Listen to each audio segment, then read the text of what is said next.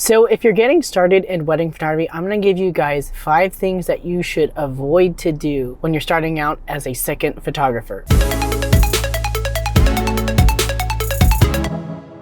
What's up guys, Reggie B Photo here and welcome back to the channel. So for those of you who are new, my name is Reggie Ballesteros and I'm a wedding photographer based in the San Francisco Bay Area. So today I had a venue meeting and a client call and I'm starting my way back on this hour and 20-minute drive back home, and I thought it would be cool to do kind of like a brain dump, kind of share with you guys different things about wedding photography, the business, getting started and all that stuff. And I thought what better way than to give tips to those starting out in wedding photography, giving them 5 things that you should not do as a second photographer. In my opinion, the best way to learn how to do anything is by doing, and the best way to get started in wedding photography is to start either as an assistant or a second photographer. And before I get started with the tips, I did want to kind of like define things a little bit. So in my area, a second photographer, the typical role is to basically serve as an alternate angle that is aiding the primary photographer's coverage, or at times wherever things are logistically complicated, the second photographer is assigned to shoot certain parts of the wedding day on their own, and typically the groom getting ready coverage, as well as the cocktail hour and the reception detail shots if there is portrait time at the same time with the primary photographer. So now that we got things kind of defined, I wanted to jump straight into my top 5 tips of things to do not do as a second photographer that's starting out. So tip number 1 is do not reach out to a primary photographer using their inquiry form or their lead capture form for wedding photography. Most people recommend before you start second shooting is to look out for primary photographers, basically wedding photographers out there that you like their work. And if you're really interested in working with them, to shoot them an email, get into contact with them. One thing that annoys me the most is when people who are offering to assist or second shoot reach out to me using my wedding inquiry form. As a small business owner, I get super excited at any time that I get an inquiry because it's a new opportunity to work with new couples. It's also a new opportunity to get some income for my business and support my family. So if I get an email that says like new inquiry and it's somebody that's asking to second shoot for me, that's super frustrating and super annoying. And in this world of wedding photography, relationships are what make or break everything. So you want to be starting on the very best foot, and you want to make sure you make a very good first impression, and nothing screams like a bad impression than the first initial contact being that you use my wedding inquiry form when you really weren't inquiring for a wedding at all. So my second tip is do not think that a good portfolio is enough. So I want to clarify this a little bit in the sense that yes, you should have a good portfolio, but the truth is when I'm hiring a second photographer, I'm looking for somebody who can shoot very well and very consistently throughout the entire wedding day. I truly believe that with anything in photography, if you reduce the amount of photos to like a small set, anybody can look good. Anybody can look like they're awesome and super good. But what it doesn't tell is how the photographer does over the duration of coverage. It doesn't tell them if they're versatile as far as their photography style. So the best way to kind of get a gauge for that is to be able to see that photographer's work throughout like the entire course of a job or a wedding or anything like that. So I personally, when I was looking for second photographer gigs, back when I was starting out, after I shot my first couple of weddings, what I did was I put together a set of photos that were representative of how I did coverage for the groom getting ready, how I did coverage for detail shots, because you want to show the primary photographer how you'll be able to aid them and complement their work. They're not looking for people who can take great couple portraits, because on the wedding day, that's what they're gonna do, not you. They do want good alternate coverage for angles as far as the ceremony, documentary portions. But for my personal photography style, I only hire second shooters when they absolutely logistically need to, which just means like if there's a point in the wedding day where there needs to be 2 people covering the photos at the same time, for example, groom getting ready and the bride getting ready in 2 different cities at the same exact time, that's when I hire a second shooter. So at that point, I would prefer to hire somebody who's phenomenal at groom getting ready versus somebody who kind of sucks at it but is really good at couple portraiture. Like I'm gonna hire the person that's good at covering the groom's prep.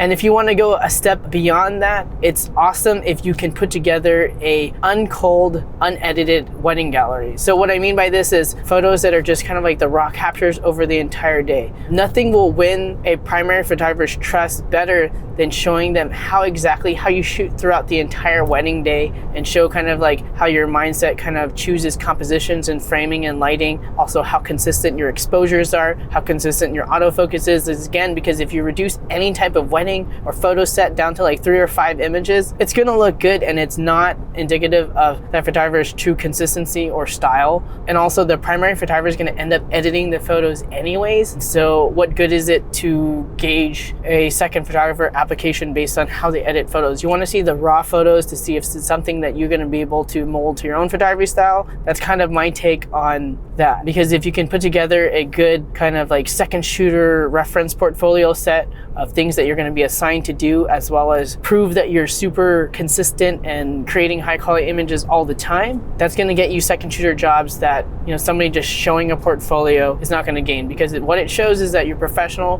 that you're transparent, and that you're in there to help out the primary photographer. You're not in there just to get new couple portraits for your own portfolio, but you're there to kind of work with the primary photographer and be there for him or her.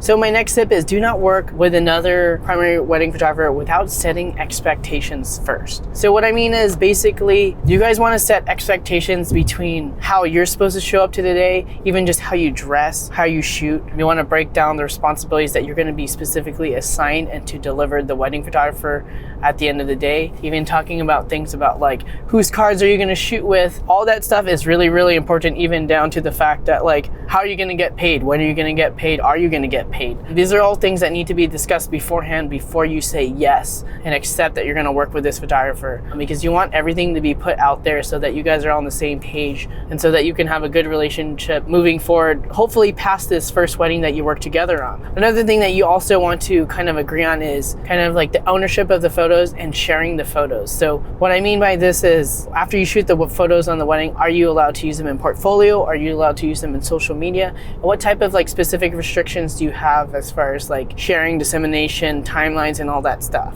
So for me personally, whenever I have somebody second shooting for me, I have a few specific requests that I make and then I set as terms and conditions for being able to work with me and how they use the photos from the wedding afterwards. So for my thing is, you can use it in your portfolio, you can use it on social media, but my biggest caveat is the second photographer cannot put any of these photos on the internet or online for public facing spaces until after I've edited the photos and delivered them to the client. The reason for this is because you have to kind of take a step back and realize that those primary photographers are doing all the legwork to attract a client. They spend marketing money to attract the client, to have the phone calls, the meetings and everything to sell themselves to that specific client. They book it, they do all the communication, they do all the legwork, they do all the client management as far as like setting expectations and all that stuff. And then you go out and shoot the wedding, which is what you participate in, and you're taking photos of the same couple. And then after the fact, you don't have to do anything else. The primary photographer still has, again, manage the client expectations and relationship after the fact, make sure they're satisfied, edit the photos and all that stuff. And it's kind of, in my opinion, the primary photographer's right to kind of dictate the timeline of that, to be able to be in control of the first time these professional wedding photographs are out there and seen by the client. I've heard some stories in the past where second photographers will go out, edit the photos, and post them on Instagram and tag the couple in the photos. And that's not okay, because what you've done at that point, if you do that, is that you've kind of like taken away the magic from the primary photographer to be able to wow and impress the clients so that they can get referrals afterwards and have satisfaction and all that stuff. But at the same time, you've also kind of made primary photographer look bad because they haven't been able to edit the photos and share them yet. Maybe they have their own lives, maybe they got a lot of editing workload. Whatever their story is, they deserve the right to be able to dictate and control the timeline that the client sees the photos. It is not okay for a secondary photographer, in my opinion, to share those photos after the wedding if the primary photographer hasn't already. Again, set the expectation with your photographer. This is my personal opinion on this. Some other photographers are going to be a little lax on that. That's fine. But again, the main goal is to set the expectations beforehand so that you can kind of move forward and know what everybody wants and needs. All right. Still going here, and I still have an hour drive, but it's fine. So my next tip, which kind of still encompasses everything kind of beforehand, is throughout the entire process really is to make sure that the primary photographer's priorities are put over your own. Yes, you're gonna have an opportunity to learn and to take photos of real world couples and to get practice at editing and all this stuff. And I know that ultimately you're doing it to benefit yourself, but on that wedding day, as you're taking photos and all this stuff, you have to ensure that you're putting their priorities over your own. Make sure you're there to execute the assignments that you have to represent their brand and their business very professionally. One thing that I would say is do not bring your own business cards. If you have them, do not bring your own business cards to the wedding. Do not solicit yourself to the other guests and everybody else at the wedding. Again, the primary photographer did all the legwork to attract this client. They're deserving of that referral network. You shouldn't really be poaching on that because you didn't even do anything to get there as far as like have this opportunity come on your plate, unless it was a primary photographer who created this opportunity for you. I know this is sounds a little tense and I'm kind of getting a little overbearing about it, but I truly believe that there's a lot of work that gets put into booking these weddings and everything like that. So you have to kind of give credit where credit is due and just stay in your lane a little bit and do all the stuff that you're paid there and asked to do on the wedding day. If you want to experiment a little bit, that's fine, but again, you have to show up and be a cohesive part of that photographer's brand and business on that day. Maybe you have a shot that you really want to do, but you have to do some boring detail shots or whatever. You got to do the boring detail shots. I'm sorry, that's what you're paid to do and that's your job on that day. And you may be thinking to yourself, like, if I'm just doing all this stuff for this other photographer, what's in it for me? I mean, aside from the obvious learning opportunity, right? And getting a little bit of money. Where it helps is if you do everything, you work hard, you show up, you're professional, you do a good job, clear communication throughout the wedding day and all this stuff. What that's gonna do is that one day, if this primary photographer is booming with business, they're very successful, one day they're gonna be not available to shoot a wedding that they get an inquiry from. And guess what? You made a good impression on them, do high quality work, you're being very transparent about how you shoot, so they trust how you're going to shoot, they trust that you're going to do a good job, and they're going to refer you. They're going to refer you to this other couple that you wouldn't have been able to attract otherwise. It's going to be an awesome thing for your business. A large percentage of my wedding clients are actually from word of mouth. A lot of the word of mouth referrals actually came from a referral from another wedding photographer that they gave to me because they were no longer shooting weddings anymore. And that one client led to, I think, 5 or 6 clients now that they've,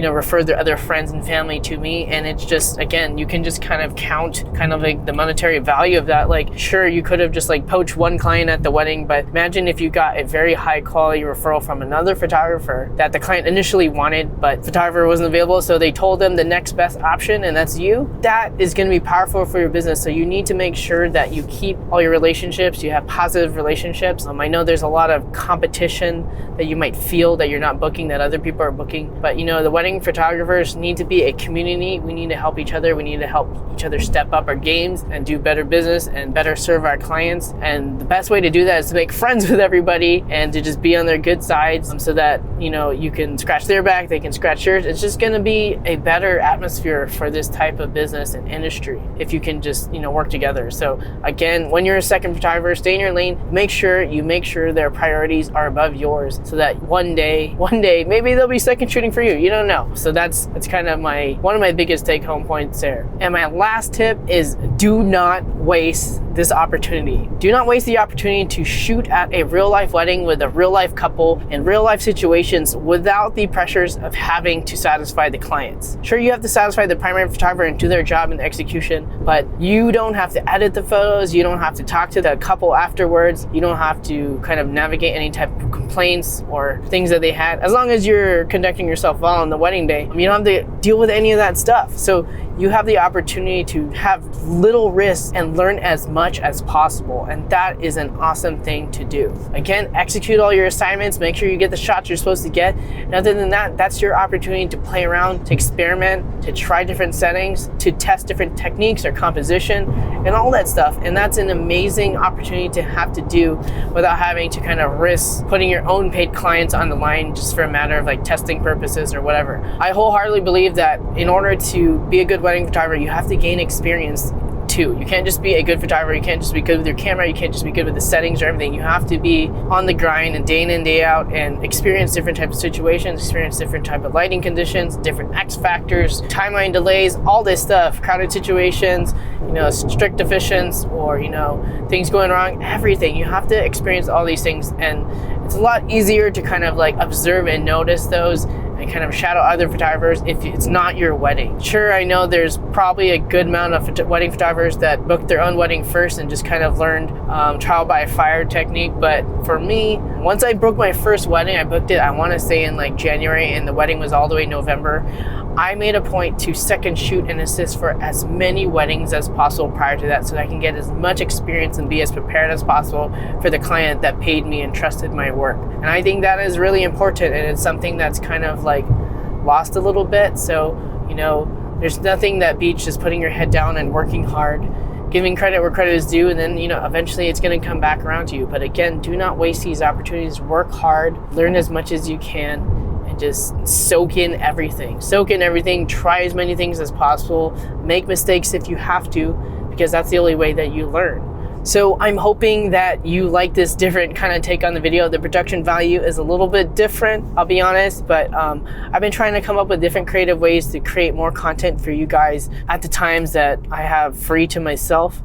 Most of the time they're taking care of my kids or they're sleeping, so I can't be loud and all that stuff. So while I commute, while I drive, this is probably the best time for me to kind of brain dump and let you know a lot of the knowledge that I've gained over the years. Let me know what you think about this video. Give me any type of constructive feedback as far as maybe the lighting sucks, maybe the audio sucks, I don't know. Maybe I was talking too much. Let me know what you think about these types of videos. Obviously, I'm still gonna make Fujifilm content for you guys. That's really kind of like the thing that responds well. But since I'm primarily a wedding photographer and this is my bread and butter, I figured why not kind of share that knowledge with you guys too. And the truth is, wedding photography is probably like 5-10% technical photography skills. Everything else is kind of like experiential, something you learn through doing business, a lot of communication, client expectation, all that stuff. And this is what I hope to share through these types of like car vlogs, if you will. I don't know what to call them.